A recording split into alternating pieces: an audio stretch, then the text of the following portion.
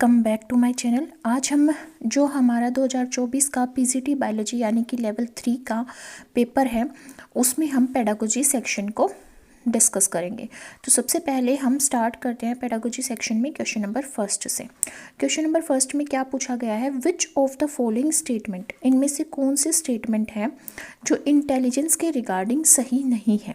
ठीक है, जो इंटेलिजेंस के रिगार्डिंग सही नहीं है। पहली स्टेटमेंट क्या बोलती है, intellectual development is influenced by genetics not environment, कि इंटेलेक्चुअल डेवलपमेंट जेनेटिक्स के थ्रू इन्फ्लुएंस करी जाती है बट इन्वायरमेंट के थ्रू नहीं की जाती। तो ये सही नहीं है, क्योंकि हमारा इन्वायरमेंट भी हमारी इंटेलिजेंस को अफेक्ट करता है, क्योंकि हमारे एक्सपीरियंसेस जो होते हैं वो शेप करते हैं हमारे इंटेलिजेंस को। Gender differences do not cause intellectual differences, ये बात सही है। चाहे कोई मेल है, चाहे कोई फीमेल है ना, चाहे कोई ट्रांसजेंडर है, उसके जेंडर डिफरेंस से उसकी इंटेलिजेंस पे क्या फ़र्क पड़ेगा, कुछ भी फ़र्क नहीं पड़ेगा।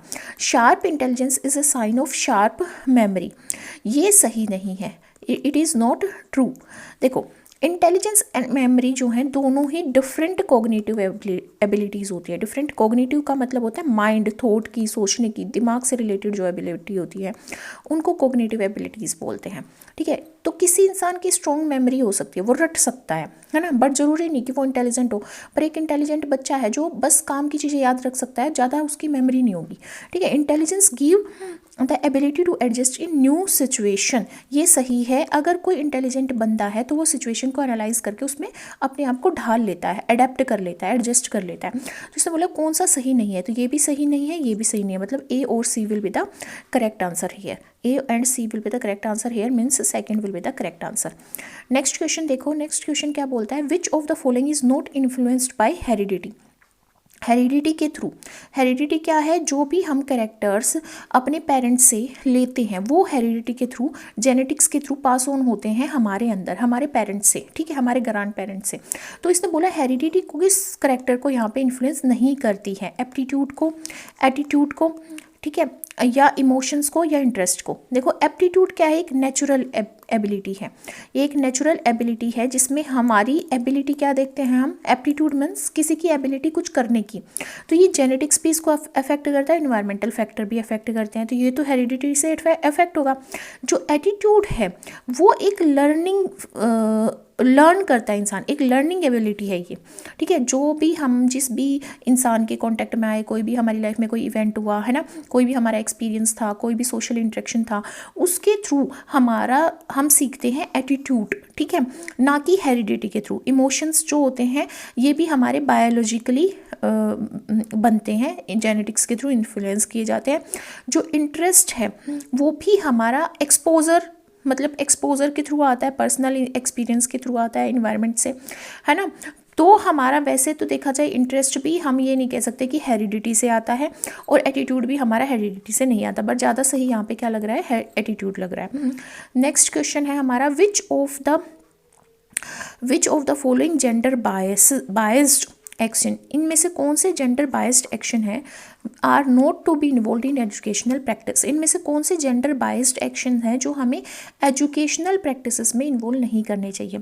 जेंडर बायस्ड का मतलब ये है कि लड़के लड़की में फ़र्क करना, जेंडर में फ़र्क करना, है ना। तो एजुकेशन प्रैक्टिसेस में इनमें से कौन सी चीज़ें नहीं इन्वॉल्व होनी चाहिए। होमोजीनियस ग्रुपिंग जो है वो जेंडर बायस के ऊपर है।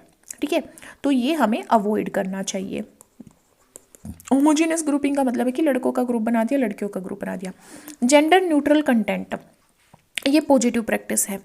ऐसा कंटेंट हमें प्रमोट करना चाहिए या पढ़ाना चाहिए बच्चों को जिसमें किसी भी जेंडर को नीचा ना दिखाया गया हो, है ना, एग्जरेट ना किया गया हो। Stereotyped occupation guidance, stereotype occupation guidance का मतलब ये है, जैसे हम बोलते हैं कि लड़कियों के लिए टीचिंग जॉब अच्छी होती है या बैंक की जॉब अच्छी होती है ना। तो ये स्टीरियोटाइप हो गया, सोसाइटी ने ऐसा बना रखा है, तो हम एक ऑक्यूपेशन गाइडेंस दे रहे हैं बच्चों को, तो ये भी हमें अवॉइड करना चाहिए एजुकेशन में। टीचर्स प्रीजुडाइज्ड एटीट्यूड, इसका मतलब क्या है कि टीचर का पहले से ही एक एटीट्यूड बना हुआ है लड़कों के प्रति या लड़कियों के प्रति, है ना। तो ये हार्मफुल है और इसको हमें अवॉइड करना चाहिए। तो ये भी हमें अवॉइड करना चाहिए, ये भी अवॉइड करना चाहिए और ये भी अवॉइड करना चाहिए। तो जेंडर न्यूट्रल कंटेंट देना चाहिए, मतलब कि यहाँ पे सिर्फ क्या है हमारा, कौन सा इसमें बोला है कौन सा सही नहीं है, तो हमारा ए भी सही नहीं है, सी भी सही नहीं है और डी भी हमारा सही नहीं है। मीन्स कि ए हमारे यहाँ पे क्या आंसर हो जाएगा, सेकंड हो जाएगा ए, सी एंड डी। नेक्स्ट क्वेश्चन हमारे पास है, which of the following is not an example of developmental changes under acquisition of new features. इनमें से कौन सा डेवलपमेंटल चेंजेस का एग्जाम्पल नहीं है जब हम नए फीचर्स को एक्वायर कर रहे हैं, एक्विजिशन कर रहे हैं। ठीक है, परमानेंट टिथ होना क्या डेवलपमेंटल चेंज का एक एग्जाम्पल है? ये डेवलपमेंट माइलस्टोन है। इसने पूछा नहीं है, ये डेवलपमेंट माइलस्टोन है क्योंकि पहले बच्चा क्या करता है, पहले बच्चे के मिल्क टीथ आते हैं, फिर मिल्क टीथ गिरते हैं, 6 से 7 साल की एज में गिरने स्टार्ट होते हैं, फिर उसके परमानेंट टीथ आते हैं। तो हमें क्या पता चल रहा है कि बच्चा नॉर्मली यहाँ पे डेवलप कर रहा है, तो ये भी डेवलपमेंट माइलस्टोन है। प्राइमरी सेक्स कैरेक्टर्स, ये रिप्रोडक्टिव ऑर्गन्स के अंदर जब डेवलपमेंट होती है प्यूबर्टी के टाइम पे, तो प्राइमरी सेक्स कैरेक्टर्स डेवलप होते हैं, तो ये भी क्या है, हमारा एक माइलस्टोन है ना। सेकेंडरी सेक्सुअल कैरेक्टर्स, जैसे भाई अच्छा इसने बोला सेकेंडरी सेक्सुअल कैरेक्टर्स में आता है जैसे बॉडी हेयर की ग्रोथ होती है प्यूबर्टी के टाइम पे, ब्रेस्ट की डेवलपमेंट होती है, या आदमियों की वॉइस जो है वो थिक हो जाती है, उनमें मोस्टेज आने लग जाती है, तो ये सेकेंडरी सेक्सुअल कैरेक्टर है, ये भी डेवलपमेंट माइलस्टोन है। थाइमस ग्लैंड नहीं है क्योंकि थाइमस ग्लैंड बर्थ के टाइम पे प्रेजेंट होती है, और जैसे प्यूबर्टी आती जाती है तो ये श्रिंक होती जाती है। ठीक है, इसकी प्रेजेंस चेंज होती जाती है, तो थाइमस ग्लैंड एक डेवलपमेंटल माइलस्टोन नहीं है। 4th will be the correct answer. Next question है, क्वेश्चन नंबर 5, वो बोलता है, which of the following is not a helpful action of teacher in promoting socialization among children. इनमें से कौन सा हेल्पफुल एक्शन नहीं होगा टीचर का, अगर वो बच्चों के अंदर क्या प्रमोट करना चाहता है, सोशलाइजेशन प्रमोट करना चाहता है। फर्स्ट ऑप्शन क्या दिया है, giving the individual project work, ये तो नहीं होगा। क्यों नहीं होगा, क्योंकि देखो अगर हम इंडिविजुअल प्रोजेक्ट वर्क देंगे तो वो अकेला करेगा बच्चा उसको, है ना, तो वो सोशली इंटरेक्ट तो नहीं कर पा रहा बच्चों के साथ, तो वो सोशलाइजेशन तो सीख ही नहीं रहा है, तो ये तो नहीं हेल्पफुल होगा, not helpful in socialization, helpful. ठीक है, असाइनिंग सोशल रिस्पॉन्सिबिलिटी, जब हम सोशल रिस्पॉन्सिबिलिटी बच्चे को असाइन करेंगे तो बच्चा कैसे करेगा, कम्युनिकेट करेगा दूसरों के साथ, ग्रुप में वर्क करेगा, टीम वर्क करेगा, है ना, और अपने गोल को अचीव करने के लिए कोलैबोरेट करेगा अलग अलग लोगों के साथ, है ना, तो ये तो होगा सोशलाइजेशन के लिए। ऑर्गेनाइजिंग को करिकुलर एक्टिविटीज़, जैसे स्पोर्ट्स एक्टिविटीज़ होती है, डिबेट हो गया, ग्रुप प्रोजेक्ट हो गया, इसमें टीम वर्क होता है और बच्चे दूसरों से इंटरेक्ट करते हैं, तो ये भी सोशलाइजेशन के लिए सही है। नेक्स्ट है motivating for social participation, social participation जैसे सोशल एक्टिविटीज़ में पार्टिसिपेट करना, कल्चरल एक्टिविटीज़ में पार्टिसिपेट करना, ये भी सोशलाइजेशन को बढ़ावा देंगे। तो कौन सा हेल्पफुल नहीं होगा, इंडिविजुअल प्रोजेक्ट वर्क जो है ये देना हेल्पफुल नहीं होगा। नेक्स्ट क्वेश्चन है, question number 6, when the assessment is designed, जब असेसमेंट को हम डिज़ाइन करते हैं to evaluate students overall achievement and proficiency at the end of learning period is known as, जब हम इस तरह की असेसमेंट डिज़ाइन करते हैं कि बच्चे की हमें ओवरऑल अचीवमेंट को वो देखना है या उसकी प्रोफिशिएंसी को देखना है, कब देखना है, eight the end of the period, end of the period, तो उसको क्या बोला जाता है, assessment of learning. Assessment of learning जो होती है वो एंड पे होती है, एंड पे होती है, किसी यूनिट के अंत में हम, या किसी टर्म के अंत में, या फिर कोर्स के एंड में हम क्या कर रहे हैं, बच्चे को इवोल्वेट कर रहे हैं कि उसने क्या सीखा है, उसकी ओवरऑल अचीवमेंट एंड प्रोफिशिएंसी को देखे, तो ये तो सही है। असेसमेंट फॉर डायग्नोसिंग, ये हमारी फॉर्मेटिव असेसमेंट का टाइम है जिसमें हम पढ़ाते पढ़ाते लेसन को बच्चे से क्वेश्चंस पूछते हैं ताकि हमें पता चल सके बच्चे सीख रहे हैं या नहीं सीख रहे। अगर हमें अपने टीचिंग मेथड को चेंज करना है या बच्चों के अकॉर्डिंग कुछ भी हमें डायग्नोस करना है, तो उस टाइम पे हम फॉर्मेटिव असेसमेंट के टाइम पे हम क्या करते हैं, डायग्नोस्टिक असेसमेंट करते हैं। असेसमेंट फॉर लर्निंग, ये भी फॉर्मेटिव असेसमेंट का ही टाइप होता है, जो हम लर्निंग प्रोसेस के टाइम पे बच्चों को असेस करते हैं ये देखने के लिए कि बच्चे सीख पा रहे हैं या नहीं सीख पा रहे, और उसी तरह से हम अपनी लर्निंग स्ट्रेटेजी या टीचिंग स्ट्रेटेजी को एडजस्ट करते हैं। असेसमेंट फॉर रेमेडी, ये हमारी डायग्नोस्टिक असेसमेंट की जैसे ही है, जब हमें बच्चों को रेमेडियल टीचिंग करवानी हो, जब बच्चे नहीं सीख पा रहे हो और दोबारा से हम एक्स्ट्रा क्लासेस देते हैं, वो हमारी क्या असेसमेंट फॉर रेमेडी है। तो eight the end of learning क्या होती है, असेसमेंट ऑफ लर्निंग होती है। नेक्स्ट क्वेश्चन है, which statement is incorrect about the development and it's relationship with learning, कौन से स्टेटमेंट इनमें से इनकरेक्ट है ना। इनकरेक्ट पूछा है किसके बारे में, डेवलपमेंट के बारे में, एंड उसकी रिलेशनशिप के बारे में, किसके साथ, लर्निंग के साथ। फर्स्ट ऑप्शन क्या है, deprivation of learning opportunities limit development, इसने बोला अगर लर्निंग अपॉर्चुनिटी नहीं होगी तो डेवलपमेंट वो अच्छे से नहीं हो पाएगी, ये सही है। ये सही स्टेटमेंट है, क्योंकि देखो इन्वायरमेंट के साथ इंसान लर्न करता है इंटरेक्ट करके, है ना, अपने एक्सपीरियंसेस के साथ लर्न करता है। अगर उसको अपॉर्चुनिटी ही नहीं मिल रही तो कुछ पर्टिकुलर एरियाज में उसकी डेवलपमेंट रुक जाएगी। तो ये सही है। नेक्स्ट है children can not learn until they are developmentally ready to learn. ये जो स्टेटमेंट है ये इनकरेक्ट है। डेवलपमेंटली रेडी टू लर्न, देखो डेवलपमेंट रेडीनेस एक रोल प्ले करती है लर्निंग में, कि भाई जैसे अगर बच्चा फुल्ली रेडी नहीं होगा, उसके सेंसेस नहीं डेवलप हुए होंगे, उसको कुछ लैंग्वेज डेवलपमेंट नहीं होगी, तो वो कैसे सीखेगा। बट ये डायनेमिक प्रोसेस है, ठीक है। Next development is the product of maturation and learning. ये सही है, मैचुरेशन और लर्निंग का प्रोडक्ट होता है। Despite the limits of maturation the development can go beyond a certain point when learning is encouraged. इसमें बोला है बेशक मैचुरेशन की लिमिट हो बट डेवलपमेंट एक सर्टेन पॉइंट तक हो सकती है जहाँ पे हम लर्निंग को इनकरेज करेंगे। ये करेक्ट है। लर्निंग और इन्वायरमेंट एक इंडिविजुअल को उसके मैक्सिमम पोटेंशियल तक सीखने के लिए हेल्प करता है, चाहे वो मतलब बायोलॉजिकली उसको लिमिट हो। बायोलॉजिकली लिमिट मतलब चाहे उसकी हाइट बढ़े या नहीं बढ़े, चाहे भाई बच्चे को चलना आए या ना आए, पर उसका माइंड तो ग्रो करेगा ना। तो कुछ डेवलपमेंट सर्टेन पॉइंट्स में बच्चे की हम करवा सकते हैं, उसको बहुत सारी चीज़ें सिखा सकते हैं, चाहे वो मैच्योर हुआ है या नहीं हुआ है। Children can not learn until they are developmentally ready to learn. देखो डेवलपमेंटली रेडी का मतलब अगर कॉग्निटिव एस्पेक्ट में पूछा जाए तो अगर कॉग्निटिव वे में अगर वो नहीं होगा रेडी तो हम उसको नहीं सिखा सकते, ठीक है। बट अगर बच्चा फिजिकली डेवलप नहीं है तो हम उसको बहुत सारी कॉग्निटिव एबिलिटी सिखा सकते हैं। तो ये पूरी तरह से सही नहीं है, ये इनकरेक्ट है। तो second option will be the correct answer. Next question है question number 8। Which of the following statement is not correct regarding individual differences. Individual differences के मतलब रिगार्डिंग अगर हम देखें तो कौन सी स्टेटमेंट सही नहीं है। Individual differences exist in both cognitive and psychomotor domain. Individual difference cognitive domain में भी पाए जाते हैं और साइकोमोटर डोमेन में भी, बिल्कुल सही है।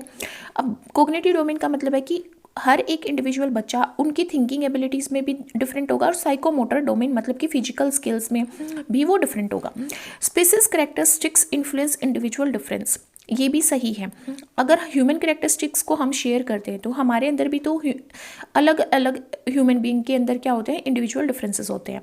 The cause of individual differences is the social environment note the physical environment. ऐसा नहीं होता, फिजिकल इन्वायरमेंट भी इंडिविजुअल डिफरेंसेस का कारण बनता है और सोशल इन्वायरमेंट भी बनता है, दोनों ही बनते हैं।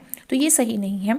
As also has an effect on individual difference, ये सही है कि भाई किसी की एज मान लो 40 साल है तो उसके एक्सपीरियंसेस अलग होंगे, है ना, वो एक इंडिविजुअल अलग डिफरेंट होगा इंसान, और जो भाई 18-19 साल का बच्चा है वो अलग होगा क्योंकि उसके एक्सपीरियंसेस कम है।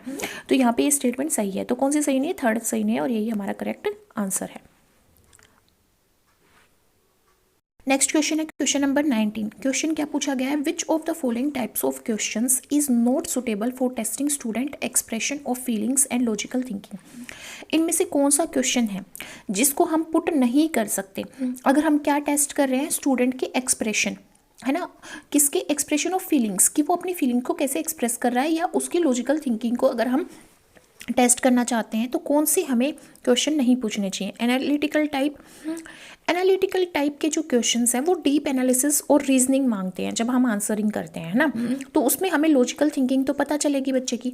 क्रिटिकल टाइप के क्वेश्चंस, ये भी हमें क्रिटिकल क्वेश्चंस क्या करते हैं, बच्चा खुद की फीलिंग्स को अपनी लॉजिकल रीजनिंग को एक्सप्रेस करता है आर्ग्यूमेंट के थ्रू, सिचुएशंस क्रिएट करके, है ना। डिस्कशन टाइप के क्वेश्चंस ओपन एंडेड क्वेश्चंस होते हैं, ये एक्सीलेंट क्वेश्चंस होते हैं बच्चे की फीलिंग्स, उसके ओपिनियन, उसके लॉजिकल आर्ग्यूमेंट को देखने के लिए। पर जो एमसीक्यूज होते हैं ये मेमोरी बेस्ड क्वेश्चन होते हैं, है ना, बच्चे को रिकॉल के ऊपर बेस्ड होते हैं या रिकॉग्निशन के ऊपर बेस्ड होते हैं। इसमें बच्चा अपनी फीलिंग्स को या अपनी लॉजिकल थिंकिंग को एक्सप्रेस नहीं कर पाता, तो ये क्वेश्चन हम नहीं पूछेंगे। इट इज़ नॉट सूटेबल, और यही करेक्ट आंसर है। क्वेश्चन हमारे पास question number 10। Which of the following is not a common characteristics of deprived children. इनमें से कौन सा कैरेक्टरिस्टिक्स नहीं है, किसका, डिप्राइव्ड चिल्ड्रन का, वंचित बच्चों का, ठीक है। They look physically challenged.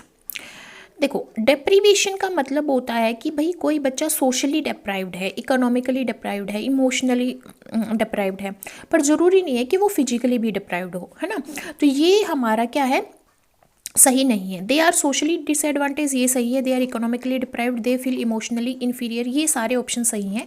But physically challenge बच्चे को हम डिप्राइव्ड चाइल्ड में नहीं रखते, ठीक है। तो first option will be the correct answer. Next है, which constitutional right of children with special needs does inclusive education protect. इसने पूछा है कौन सा कॉन्स्टिट्यूशनल राइट ऑफ चिल्ड्रन, कौन सा कॉन्स्टिट्यूशनल राइट बच्चों का जो किसका, स्पेशल नीड्स वाले बच्चों का, वो इंक्लूसिव एजुकेशन प्रोटेक्ट करती है। हर एचटेट एग्जाम में जितने भी हमने पीवाईक्यू किए, इंक्लूसिव एजुकेशन से बहुत सारे क्वेश्चन है, इंटेलिजेंस से बहुत सारे क्वेश्चन है, साइको सोशल थ्योरी, फ्रूट्स की थ्योरी और हमारी जो वाइगोत्सी और पियाजे की थ्योरी है, इनसे बहुत सारे क्वेश्चंस हैं, ठीक है। बंदूरा की थ्योरी से भी बहुत सारे क्वेश्चंस हैं, ठीक है। और ये जो हमारे इंक्लूसिव एजुकेशन है, इससे भी बहुत सारे क्वेश्चन हैं, ठीक है। तो ये टॉपिक्स आप अच्छे से कर लेना। तो इसमें क्या है, right to education, right to respect, right to acceptance या राइट टू इंटीग्रेशन। तो राइट टू एजुकेशन को ये प्रोटेक्ट करता है, ठीक है, जो एक फंडामेंटल राइट है सभी बच्चों का, राइट टू एजुकेशन, ठीक है। नेक्स्ट क्वेश्चन हमारा देखते हैं, select the correct sequence, top to bottom हमें करेक्ट सीक्वेंस सिलेक्ट करना of in hierarchical intelligence theory of Vernon. Intelligence theory की बात करिए, इंटेलिजेंस के टॉपिक पे बहुत सारे क्वेश्चन आए हैं। हिरार्कियल इंटेलिजेंस थ्योरी ऑफ वर्नन की बात की गई है, तो वो सबसे पहले जर्नल फैक्टर की बात करते हैं, सबसे पहले वो जर्नल फैक्टर की बात करते हैं, फिर वो मेजर फैक्टर की बात करते हैं, फिर वो माइनर फैक्टर की बात करते हैं, और फिर वो बात करते हैं स्पेसिफिक फैक्टर की, ठीक है। तो देखो, Vernon model of intelligence is hierarchical, at the top is the general factor जिसको हम जी बोलते हैं, उसके बाद आता है ग्रुप फैक्टर। ग्रुप फैक्टर का मतलब है कि ग्रुप फैक्टर की मेजर फैक्टर्स, ठीक है, मेजर ग्रुप फैक्टर्स आते हैं, जैसे वर्बल, एजुकेशनल या स्पेशियल फैक्टर, मैकेनिकल फैक्टर, फिर माइनर फैक्टर आते हैं, और फिर फाइनली स्पेसिफिक फैक्टर आता है, एस फैक्टर आता है बॉटम पे, ठीक है। तो इसके अकॉर्डिंग हमारा कौन सा ऑप्शन सही है यहाँ पे, general factor, major factor, minor factor, specific factor, यानी कि थर्ड ऑप्शन हमारा यहाँ पे सही है। नेक्स्ट क्वेश्चन है, which of the following is not an acquired motive, जिसको हम एक्वायर कर सकें, मतलब सीख सकें, लर्निंग के थ्रू एक्वायर कर सकते हैं। कौन सा फैक्टर इनमें से या कौन सा मोटिव है जिसको एक्वायर नहीं किया जा सकता। एफिलिएशन, एफिलिएशन का मतलब है कि द नीड टू बिलोंग और एफिलिएट, है ना। एफिलिएशन का मतलब है कि किसी से बिलोंग करने की जो ज़रूरत है या एफिलिएट करने की जो ज़रूरत है सोशली, या ये एक लर्निंग मोटिव है, इसको सीखा जा सकता है, ठीक है, इसको सीखा जा सकता है। अचीवमेंट, ये क्या है, हमारी एक ड्राइव होती है जिसमें हम सक्सीड करना चाहते हैं, है ना, ये भी एक्वायर किया जा सकता है अपने थॉट से, एक्सपीरियंस से और कल्चर से, या बच्चे को डिसिप्लिन करके। अप्रूवल, हम जब दूसरों का अप्रूवल सीखते हैं, है ना, कि दूसरे राजी हो रहे हैं किसी एक्ट में या नहीं, ये भी सोशली सीखा जाता है। पेन अवॉइडेंस, पेन को हम अवॉइड नहीं कर सकते, ये प्राइमरी मोटिव है, अनलर्नड है, ये बायोलॉजिकली मोटिव है, इसको एक्वायर नहीं किया जा सकता। अब किसी को भी पेन होता है तो वो चिल्लाएगा, रोएगा, है ना, पेन अवॉइडेंस कभी भी सीखी नहीं जा सकती, तो ये हमारा एक्वायर्ड मोटिव नहीं है। नेक्स्ट है, according to Freud's psycho social development theory, the stage in which adolescent attracts towards opposite sex is known as.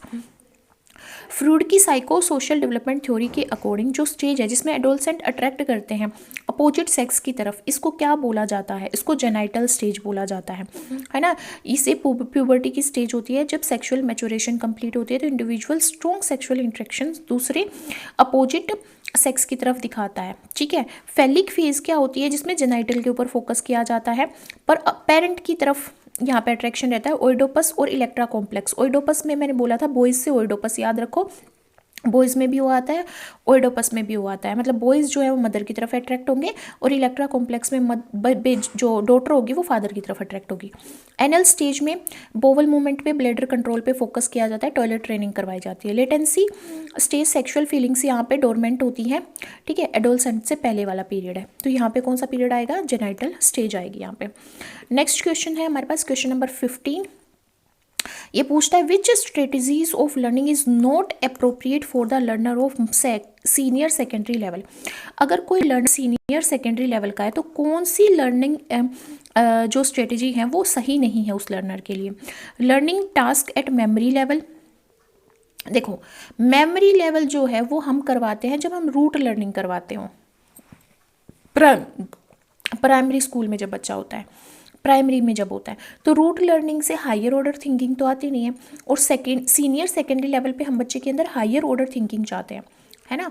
तो ये तो नहीं होगा, ये तो ऑप्शन नहीं होगा। Allowing self discovery of knowledge, yes, higher order thinking develop होगी अगर बच्चा खुद को डिस्कवर कर पाएगा। Giving appropriate space to classroom interaction, बच्चा क्लासरूम में इंटरेक्ट करेगा, अपनी अंडरस्टैंडिंग क्रिटिकल थिंकिंग डेवलप करेगा, ये भी सही है। स्टूडेंट सेंटर टीचिंग लर्निंग, ये भी सही है। बच्चे की नीड को समझ के, उसके इंटरेस्ट को समझ के हमें एक्टिव लर्निंग करवानी चाहिए यहाँ पे, ये भी अप्रोप्रिएट है। तो कौन सा सही नहीं है? फर्स्ट सही नहीं है और यही करेक्ट आंसर है। नेक्स्ट क्वेश्चन है हमारे पास question number 16, which of the following is not a child centred method of learning. Child centred method नहीं है लर्निंग का। Demonstration, field trip, programmed instruction या प्रोजेक्ट। डेमोन्स्ट्रेशन का मतलब क्या है? ये एक टीचर सेंटर्ड मेथड है जहाँ पर टीचर कुछ ऑब्जेक्ट शो करता है, डेमोन्स्ट्रेट करता है या किसी चीज़ को या टॉपिक को एक्सप्लेन करता है बच्चों के आगे। Field trip student centred approach है, चाइल्ड सेंटर अप्रोच है, क्योंकि इसमें बच्चे एक्टिवली पार्टिसिपेट करते हैं, है ना। प्रोग्राम्ड इंस्ट्रक्शंस, इसमें स्टूडेंट अपने पेस से सीखते हैं, है ना, और उनको इमीडिएट फीडबैक दिया जाता है। ये भी चाइल्ड सेंटर्ड अप्रोच है, ये भी चाइल्ड सेंटर्ड है, ये भी चाइल्ड सेंटर्ड है। प्रोजेक्ट, इसमें बच्चे एक्टिवली इन्वॉल्व होते हैं, प्रॉब्लम सॉल्विंग है, खुद से सीखते हैं, ये भी चाइल्ड सेंटर्ड है। तो इसमें बोला नॉट ए चाइल्ड सेंटर्ड, तो demonstration is a teacher centred approach, और डेमोन्स्ट्रेशन यहाँ पे चाइल्ड सेंटर्ड नहीं है, ठीक है।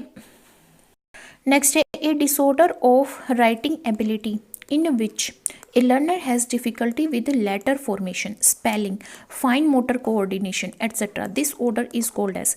एक डिसऑर्डर है जिसमें किस चीज़ का डिसऑर्डर है? राइटिंग एबिलिटी का, जिसमें जो लर्नर है उसको लेटर बनाने में, स्पेलिंग्स में या फाइन मोटर कोऑर्डिनेशन में, फाइन मतलब कि जैसे उंगलियों का यूज़ करने में प्रॉब्लम हो रही है, तो इस डिसऑर्डर को क्या बोलेंगे? डिसलेक्सिया, डिसग्राफिया, डिस्प्रैक्सिया या कैलक्यूलिया। डिसकैलक्यूलिया तो जब मैथमेटिकल कैलकुलेशन करने में प्रॉब्लम होती है, तो ये तो नहीं होगा, ठीक है। अब यहाँ पे डिसलेक्सिया क्या है? एक लर्निंग डिसऑर्डर है जिसमें बच्चे को रीडिंग डिफिकल्टी होती है, यहाँ पे उसको डिफिकल्टी होती है रीडिंग में, ठीक है, रीडिंग में डिफिकल्टी होती है। डिस्ग्राफिया में क्या होता है? इस पे राइटिंग एबिलिटी जो है वो अफेक्ट होती है, जिसमें बच्चा लेटर नहीं बना पाता, स्पेलिंग नहीं लिख पाता, वो उंगलियों का अच्छे से यूज़ नहीं कर पाता, ये सही ऑप्शन है। डिस्प्रैक्सिया में क्या होता है? यहाँ पे मोटर स्किल डेवलपमेंट में और कोऑर्डिनेशन में दिक्कत होती है बच्चे को, तो सही ऑप्शन क्या है? Second option is the correct answer. Next question है क्वेश्चन नंबर 18।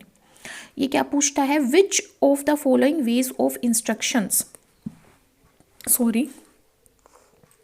इनमें से कौन सा तरीका है इंस्ट्रक्शन का जो सुटेबल है फॉर हियरिंग इम्पेयर्ड चिल्ड्रन, जिनको सुनाई नहीं देता या कम सुनाई देता है उन बच्चों के लिए? साइन लैंग्वेज, साइन लैंग्वेज जो है ये हम यूज़ कर सकते हैं डीफ कम्युनिटी के लिए, सही है। फिंगर स्पेलिंग, जिसमें हम हैंड गेस्चर्स यूज़ करते हैं, साइन लैंग्वेज के साथ में हम फिंगर स्पेलिंग भी यूज़ कर सकते हैं। लिप रीडिंग, जिसमें हम स्पीच को बोलने वाले के लिप्स को रीड करके या फेशियल एक्सप्रेशन से पढ़ते हैं, ये भी सही है ना। क्यूड स्पीच, इसका मतलब है कि हम हैंड शेप्स को या उनकी हैंड को प्लेस करके हम लिप रीडिंग कर सकते हैं, मतलब विजुअल कम्युनिकेशन का एक मेथड है जिसमें हैंड शेप्स का यूज़ किया जाता है एंड प्लेसमेंट्स का यूज़ किया जाता है लिप रीडिंग को सप्लीमेंट करने के लिए, ठीक है। तो यहाँ पे हमारा ये भी सही है। तो डीफ जो बच्चे उनके लिए साइन लैंग्वेज भी सही है, फिंगर स्पेलिंग, लिप रीडिंग और क्यूड स्पीच चारों ही सही हैं। तो यहाँ पे करेक्ट आंसर क्या होगा? Fourth, A B C and D option is the correct answer here. Next है which of the following just a minute ऐसे कर लेती हूँ। Which of the following is not a component of progressive education, कौन सा component नहीं है progressive education का? डिस्कशन, मेमोराइजेशन, एक्सपेरिमेंटेशन और इंटरेक्शन। डिस्कशन में क्या होता है? बच्चा डिस्कस करेगा, उसकी क्रिटिकल थिंकिंग डेवलप होगी, वो सोशली भी लर्न करेगा, को कैसे ग्रुप में सीखना होता है, कोलाबरेटिव लर्निंग कैसे करनी होती है, वो सब सीखेगा, है ना। तो note A component of progressive education कौन सा है? ये तो है मेमोराइजेशन नहीं होता, ये एक ट्रेडिशनल मेथड है जिसको हम प्राइमरी स्कूल में यूज़ करते हैं रोट लर्निंग के लिए, है ना, बस बच्चे को रटवाने के लिए चीज़ें, जैसे टेबल लर्न करवा रहे हैं, काउंटिंग करवा रहे हैं, है ना, अल्फ़ाबेट्स लर्न करवा रहे हैं, ये सब। एक्सपेरिमेंटेशन, इसका मतलब है एक्सपीरियंस देना। तो ये तो प्रोग्रेसिव एजुकेशन का सेंटर है जिसमें बच्चे को हम अलग अलग ट्रिप पे लेके जाएंगे, एक्सपेरिमेंट करवाएंगे, एक्सपोजर देंगे ताकि बच्चे के एक्सपीरियंस डेवलप हो सके। इंटरेक्शन, ये सोशल लर्निंग के लिए और कम्युनिकेशन स्किल को डेवलप करने के लिए इंटरेक्शन बहुत जरूरी है प्रोग्रेसिव एजुकेशन में। तो यहाँ पे मेमोराइजेशन नहीं है हमारा कंपोनेंट किसका, प्रोग्रेसिव एजुकेशन का, और यही करेक्ट आंसर है। नेक्स्ट है which of the following is not A feature of continuous and comprehensive evolution. Continuous and comprehensive evolution CCE, ये हमारा एक होलिस्टिक असेसमेंट है जब जो ओवरऑल डेवलपमेंट को मेज़र करता है किसी बच्चे की, मेज़र करना या मतलब असेस करना, ठीक है, कि भाई उसकी स्कोलेस्टिक एंड को स्कोलेस्टिक एक्टिविटी, स्कोलेस्टिक एंड को स्कोलेस्टिक एक्टिविटी दोनों को ही यहाँ पे असेस किया जाता है। तो इसने बोला है कि नोट अ फीचर नहीं है। रेगुलेटरी ऑफ असेसमेंट, CCE में हम रेगुलरिटी रखते हैं असेसमेंट की, जिसको हम फॉर्मेटिव असेसमेंट बोलते हैं। फ्रीक्वेंट एंड कॉन्टीन्यूस असेसमेंट हम करते हैं। फ्रीक्वेंसी ऑफ यूनिट टेस्ट एक पार्ट है कॉन्टीन्यूस असेसमेंट प्रोसेस का, तो ये सही है और ये भी हमारा यहाँ पे सही है। डायग्नोसिस ऑफ लर्निंग गैप्स, ये भी सही है, जब हमें डायग्नोस्टिक असेसमेंट करनी होता है कि हम रेमेडियल टीचिंग दे पाए, ये भी CCE में है। Measuring only scholastic, measuring only scholastic achievement, सिर्फ स्कोलिस्टिक नहीं होगा, मैंने पहले ही बता दिया, क्यों करिकुलर एक्टिविटीज़ भी होंगी ताकि बच्चे का एटीट्यूड, वैल्यूज़ और उसके लाइफ स्किल्स को भी हमें मेज़र करना है, इसलिए, है ना। तो यहाँ पे हमारे ये सारे सही हैं पर ये सही नहीं है, तो यही हमारा करेक्ट आंसर होगा। नेक्स्ट क्वेश्चन क्या है, 21st क्वेश्चन है, which of the following is not a an environmental factor affecting teaching learning. कौन सा इनमें से इन्वायरमेंटल फैक्टर नहीं है तो टीचिंग और लर्निंग को अफेक्ट करता है? फर्स्ट है learning material.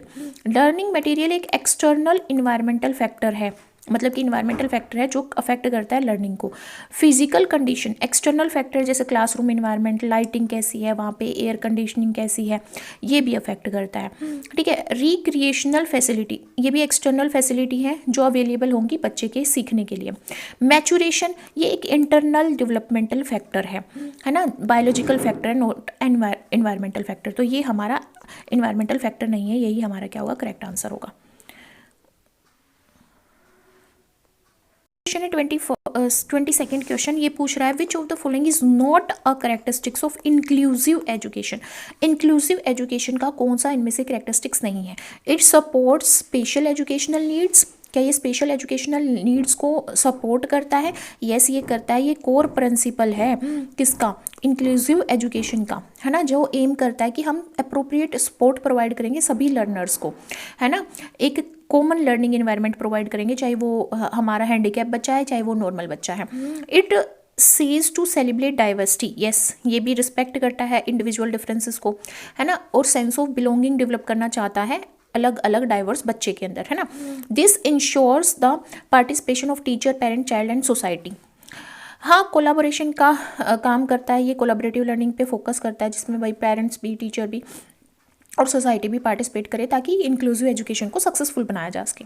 It is limited to the special education of disabled children, no special education के लिए ये लिमिटेड नहीं है, स्पेशल डिसेबल्ड चिल्ड्रन को नॉर्मल बच्चों के साथ पढ़ाने पे ये फोकस करता है, तो ये ऑप्शन हमारा करेक्ट नहीं है और यही हमारा क्या होगा, आंसर होगा। नेक्स्ट है match the following stages of Kohlberg's moral development theory with their characteristics. तो देखो सबसे पहले हमारे पास क्या है, confirming to obtain reward. Confirming to obtain reward ये किसके साथ आएगा, कौन सी स्टेज में आएगा, जब बच्चे का खुद का इंटरेस्ट यहाँ पे डेवलप होता है ना, प्री कन्वेंशनल स्टेज में आएगा। स्टेज 2 यहाँ पे क्या आएगा हमारा, stage based on self interest. Second option will be the correct answer. यहाँ पे क्या है, confirming to obtained reward, reward मतलब इंडिविजुअलिज्म एंड एक्सचेंज वाली जो स्टेज होती है हमारी स्टेज 2 वो फोकस कर रही है यहाँ पे। तो बच्चे का खुद का इंटरेस्ट होगा तब वो रिवार्ड लेने के लिए क्या करेगा, मेरे को कोई चीज़ मिलेगी तो मैं दूसरों को दूंगा, है ना। यहाँ पे बच्चा मोरलिटी को कैसे जज करता है, अपने पर्सनल गेन के बेसिस पे जज करता है कि ये मेरे को अपना टॉय देगा तो मैं इसको अपना टॉय दूंगा, है ना, कॉन्सिक्वेंसेस और पर्सनल गेन के बेसिस पे। तो ये स्टेज 2 है, इंडिविजुअलिज्म एंड एक्सचेंज वाली स्टेज, जिसमें कंफर्म कर रहा है टू ऑब्टेन रिवार्ड। तो ये स्टेज किसके ऊपर बेस्ड है, सेल्फ इंटरेस्ट के ऊपर बेस्ड है। सेकेंड है मेंटेनिंग सोशल ऑर्डर। ये ऑर्डर मेंटेन करना मतलब जस्टिस एंड लॉ को इंपॉर्टेंस दे रहा है। तो यहाँ पे क्या है, हाँ ये रहा, ठीक है, यहाँ पे वो सोशल ऑर्डर मेंटेन कर रहा है, तो इंपॉर्टेंस किसको दे रहा है, वो ये था फर्स्ट, तो एक सेकेंड, फर्स्ट का सेकंड था, मेंटेनिंग सोशल ऑर्डर मेंटेन करना चाह रहा है, तो इंपॉर्टेंस किसको दे रहा है, जस्टिस एंड लॉ को दे रहा है ना। ये हमारा स्टेज 4 को रिप्रेजेंट करता है, जिसमें सोशल ऑर्डर मेंटेन करने की बात कही गई है, जिसमें बच्चा क्या देखता है कि रूल्स नेसेसरी हैं और नॉर्मल अच्छे से सोसाइटल फंक्शन चलाने के लिए, सोसाइटी को चलाने के लिए हमें जस्टिस और लॉ को फॉलो करना है। Good interpersonal relationships, good interpersonal relationship, दूसरों के प्रेजल लेने के लिए बच्चा कि भी हाँ मेरे को गुड गर्ल गुड बॉय वाली जो चीज़ होती है उसको वो प्रूव करने के लिए, getting the approval of others. Conventional level पे है स्टेज 3, गुड इंटरपर्सनल रिलेशनशिप, जहाँ पे बच्चा बिहेव करता है अच्छे से, इसलिए बिहेव करता है ताकि उसको लोग अच्छे बच्चे के फॉर्म में देखें। यूनिवर्सल एथिकल प्रिंसिपल, ये एक जो भी एक्सटर्नल वैल्यू है वो कॉन्साइंस के थ्रू एक्सेप्ट करता है जब इंडिविजुअल, तब यूनिवर्सल एथिकल प्रिंसिपल पे वो फोकस करता है। ये स्टेज 6 है, जहाँ पे moral reasoning abstract ethical principle के ऊपर बेस्ड होती है। खुद से वो एनालाइज करता है कि बना तो दिया कानून ये, पर क्या ये कानून सही है या नहीं है, उसको एनालाइज करने की जो कैपेबिलिटी है वो यूनिवर्सल एथिकल प्रिंसिपल में आती है। ठीक है, ऑप्शन चूज़ करने की ज़रूरत नहीं है यहाँ पे, फर्स्ट का सेकंड है, ए का सेकंड है, ठीक है, बी का यहाँ पे ये फोर्थ है, और सी का क्या है फर्स्ट, एंड डी का यहाँ पे क्या है थर्ड। नेक्स्ट हमारे पास क्वेश्चन है, क्वेश्चन नंबर 24। क्वेश्चन नंबर 24 क्या बोलता है, which test can be administered by the teacher to identify creative children. Creative childrens को आइडेंटिफाई करने के लिए कौन सा टेस्ट हमें डालना चाहिए। यहाँ पे पूछा गया क्रिएटिव चिल्ड्रन के एस्पेक्ट में कौन सा यहाँ पे जो हमें एडमिनिस्टर नहीं करना चाहिए अगर हम टीचर हैं और हम बच्चे के अंदर क्रिएटिविटी को आइडेंटिफाई करना चाहते हैं। तो फर्स्ट ऑप्शन में क्या बोला गया, फिगर कंस्ट्रक्शन टेस्ट। अगर बच्चे से हम कोई फिगर कंस्ट्रक्ट करवाएं, कॉम्प्लेक्स फिगर दे के, मतलब जैसे आजकल पजल सोल्व करने वाले आते हैं जिसमें अलग अलग कंपोनेंट होता है, बच्चा उसको जोड़कर एक फिगर कंस्ट्रक्ट करना चाहता है, अगर वो कंस्ट्रक्ट कर पा रहा है तो इसका मतलब क्या है, वो क्रिएटिव चाइल्ड है। प्रोडक्ट इम्प्रूवमेंट टेस्ट, जिसमें जैसे प्रोडक्ट को इम्प्रूव करना, जैसे बच्चा कोई नोवेल जनरेट कर रहा है ना, या फिर कोई ऑब्जेक्ट पहले से है, मतलब कोई मॉडल हमने दे दिया और बच्चे को बोले कि इसको इम्प्रूव करो, है ना, या कोई नोवेल दे दिया, हम बोले कि इसमें से मिस्टेक्स निकाल के इसको अच्छे से इम्प्रूव करो, तो वो भी उसकी क्रिएटिविटी को दिखा रहा है। Usual uses test, usual uses test का मतलब क्या है कि मान लो मैंने उसको एक पेन दे दिया और मैं उसको बोलती हूँ कि भाई तुम मेरे को बताओ इसको मैं मल्टीपल वे में कैसे यूज़ कर सकती हूँ। ठीक है, तो एक तो बच्चा बोलेगा मैं इसको लिखने के लिए यूज़ कर सकती हूँ, मैं इसको अपना जूड़ा बनाने के लिए यूज़ कर सकता हूँ, मतलब बहुत सारे ऐसे यूजेस बता देगा जिससे उसकी डाइवर्जेंट थिंकिंग दिखे हमें, तो वो भी बच्चा क्रिएटिव होगा, है ना। पिक्चर कंप्लीशन टेस्ट, जिसमें हम बच्चे को इनकम्प्लीट ड्राइंग्स को उसके खुद की इमेजिनेशन का यूज़ करके कंप्लीट करने के लिए बोले, ये भी क्रिएटिव बच्चे की पहचान है। तो सारे ही यहाँ पे ऑप्शन सही हैं, A B C and D, तो fourth option will be the correct answer. Next question है हमारा 25, ये बोलता है अकॉर्डिंग टू पियाजे cognitive development theory when the learner maintaining a proper balance, जब एक लर्नर प्रॉपर बैलेंस मेंटेन कर रहा है अपने अंदर और हिमसेल्फ और herself and his her environment, अपने अंदर और इन्वायरमेंट के साथ, this mechanism is called as, तो ये मैकेनिज्म क्या कहलाता है, अकोमोडेशन, एसिमिलेशन, इक्विलिब्रेशन या इंटीग्रेशन। अकोमोडेशन का मतलब है जब हम जो हमारे पहले से एग्जिस्टिंग स्कीमाज हैं, स्कीमाज क्या है, इन्फॉर्मेशन जो हमारे माइंड में सेट है ना, एग्जिस्टिंग स्कीमाज को जब हम मॉडिफाई करते हैं, क्या करते हैं, मॉडिफाई करते हैं, है ना, और या फिर नए स्कीमाज को क्रिएट करते हैं नई इन्फॉर्मेशन को फिट करने के लिए, ठीक है, वो अकोमोडेशन है। एसिमिलेशन का मतलब क्या है, जिसमें हम नए एक्सपीरियंसेस को एग्जिस्टिंग स्कीमाज के अंदर डालते हैं। देखो एकोमोडेशन का मतलब तो ये है या तो हम एग्जिस्टिंग स्कीमाज को मॉडिफाई कर दें या न्यू स्कीमाज क्रिएट करें, ठीक है।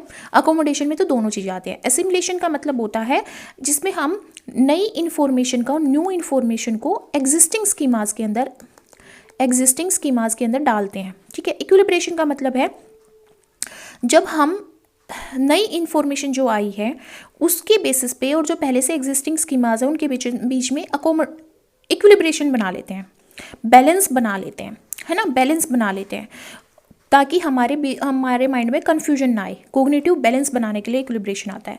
इंटीग्रेशन का मतलब है जब हम बैलेंस मैकेनिज्म का यूज़ करते हैं अपने अंदर और इन्वायरमेंट के अंदर या स्कीमास के अंदर। तो यहाँ पे करेक्ट ऑप्शन तो क्या है, इक्विलिब्रियम की बात करता है पियाजे कि भाई हम चाहे नई इन्फॉर्मेशन को नए स्कीमास में डालें या पुराने में डालें, हमें बैलेंस बनना चाहिए, हमारे माइंड में कोग्निटिव बैलेंस आना चाहिए। वह किसके बारे में बात करता है, इक्विलिब्रियम के बारे में बात करता है। 26th क्वेश्चन ये बोलता है which option is correct regarding emotions in early adolescence. Early adolescence में कौन सा यहाँ पे सही है इमोशंस के रिस्पेक्ट में अगर हम देखें। Intense and rational, while emotions intense होते हैं वो रेशनल भी हो सकते हैं। Uncontrolled and rational, emotions uncontrolled होते हैं but rationality not a defining characteristics of emotional expression in early adolescence. ठीक है, अर्ली एडोलसेंस।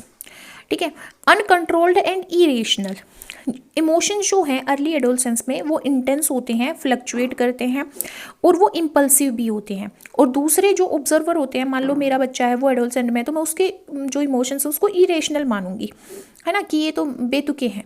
तो इसने बोला करेक्ट है एडोलसेंस के इमोशन में। तो अनकंट्रोल्ड इमोशंस होते हैं, कभी वो रोने लग जाएंगे, कभी वो चिल्लाएंगे, कभी मतलब इम्पल्सिव भी होते हैं बच्चे, और इरेशनल बेतुकी बातें करते हैं ना, बेतुके इमोशंस होते हैं उनके।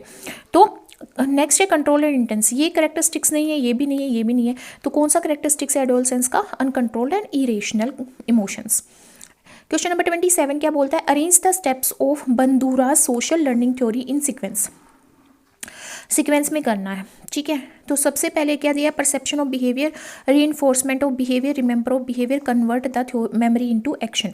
तो वो सबसे पहले किसकी बात करते हैं, सबसे पहले वो बात करते हैं अटेंशन की, कि पहले जो इंडिविजुअल अटेंशन देगा, फिर वो उस बिहेवियर को रिटेन करेगा, फिर वो उसको रिप्रोड्यूस करेगा, फिर वो मोटिवेट होगा, मतलब रीइंफोर्समेंट करेगा, है ना, दोबारा से उसको अप्लाई करेगा, रीइंफोर्समेंट होगी उसकी।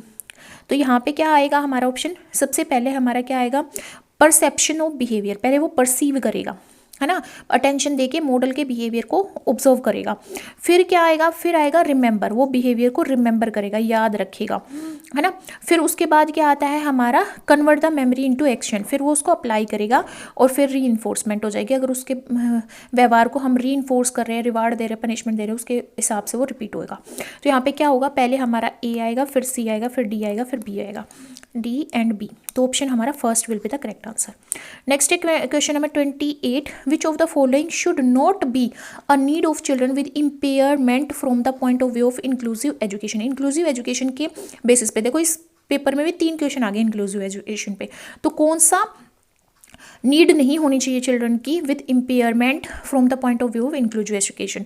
Need for coping with one's impairment, खुद को के इम्पेयरमेंट को कोप करना। ठीक है, ये तो नीड है अगर हम डेवलपमेंटल स्ट्रेटेजी में देखें। Need for proper guidance and counselling, ये भी सही है। Need for being dependent on others, ये नहीं है, दूसरों पे डिपेंड नहीं करना चाहते हैं, बच्चों को इंडिपेंडेंट बनाना चाहते हैं। असिस्टिव इक्विपमेंट, उनको ऐसे इक्विपमेंट देना जिससे उनकी मूवमेंट अच्छी हो सके, उनकी लर्निंग अच्छी हो सके, ये सही है।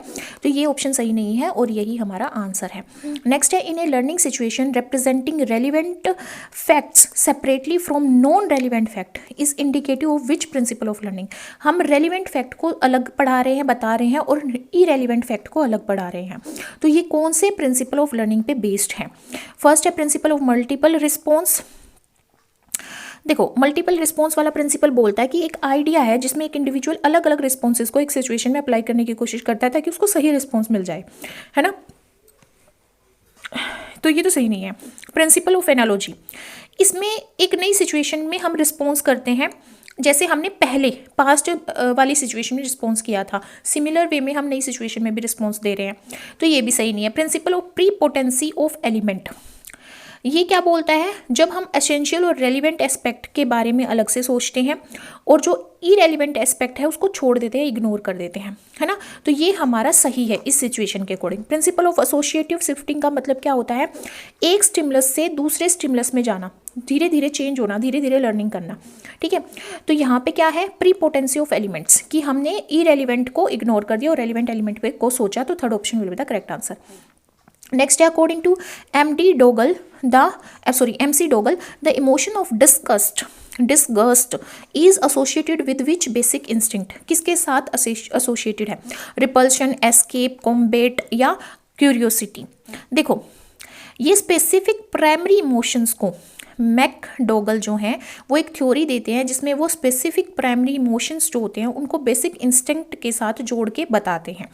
इसमें रिपल्शन की बात करें, इसका मतलब क्या होता है, किसी ऑब्जेक्ट को रिजेक्ट करना या किसी ऑफेंसिव ऑब्जेक्ट से दूर भागना, ठीक है, इसको इमोशन ऑफ डिस्गस्ट बोला जाता है, ठीक है। तो यही हमारा करेक्ट आंसर होगा। कॉम्बेट का मतलब क्या होता है, हम जब इमोशन ऑफ एंगर के साथ एसोसिएट हो जाए, है ना। एस्केप का मतलब क्या है, जब हम इमोशन ऑफ फियर है हमारे पास और हम एस्केप करना चाहते हैं। क्यूरियोसिटी का मतलब क्या है, जब हमें इंटरेस्ट का इमोशन आता है या वंडर का इमोशन आता है तो हम चीज़ों को जानना चाहते हैं। तो रिपल्शन यहाँ पे करेक्ट आंसर है।